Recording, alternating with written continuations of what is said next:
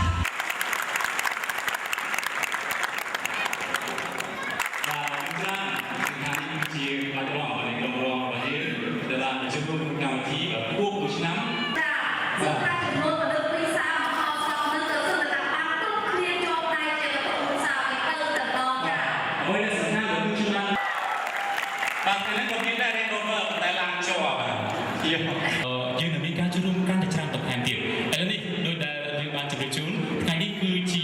ខួបមួយឆ្នាំផ្សេងសំខាន់ទៅគឺប្រទេសថៃផ្ទាល់តែម្ដងបាទដូច្នេះដើម្បីជាការចាប់ផ្ដើមគឺជាដើម្បីជាការផ្ដល់ជូននៅប្រវត្តិគ្រោះថ្នាក់របស់ក្រុមហ៊ុន D Network ពីកម្មវិធីរបស់យើងក៏មានជាវីដេអូដើម្បីធ្វើការបង្ហាញជូនដែលវីដេអូនេះគឺជាប្រាប់ដូចតទៅនេះចាសូមទស្សនាដូចតទៅបាទ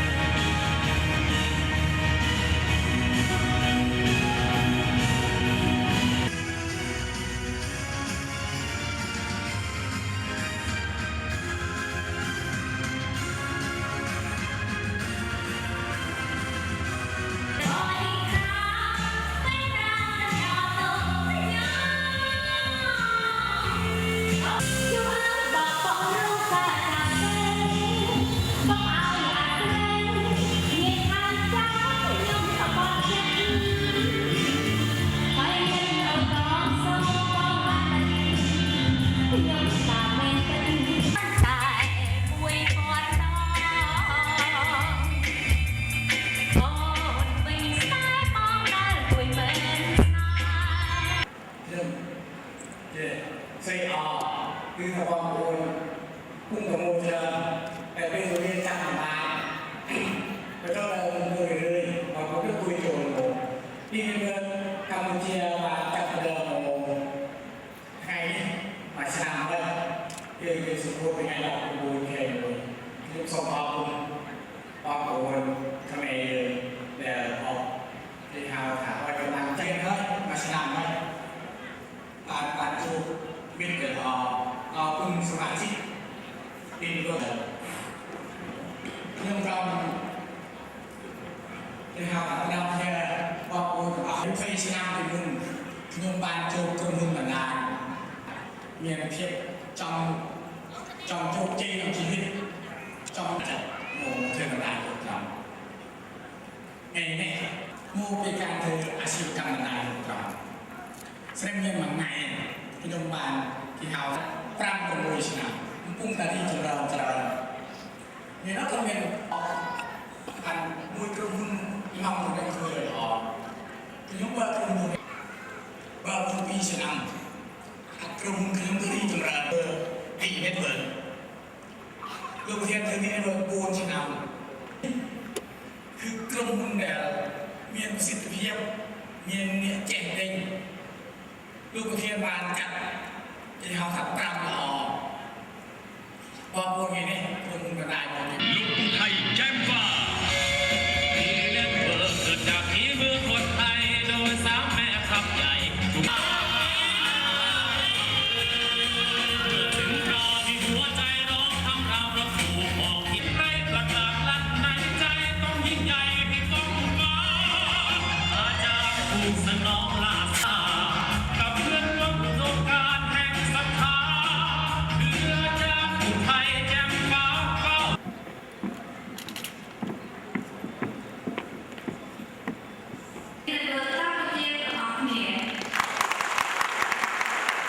นี้เป็นนิมิตหมายที่ดี และที่สำคัญก็คือว่าก้าวจากนี้ไปจะเป็นก้าวที่มั่นคงอย่างยิ่งใหญ่ของพี่น้องกัมพูชาอย่างแน่นอน ช่วงนี้สิ่งใดมรณะเพียงให้ได้ออกกันนะแต่บางโยมรู้กรรมวิธีตัวผู้คุยชนะบอกดีเมเตอร์ให้จงเจอเจตาเจ้าในไทยต่อเติมเพียงที่ถึงยืนพูดดีเมเตอร์ประเทศไทยบ้านเมืองรวมทั้งบ้านชาวนา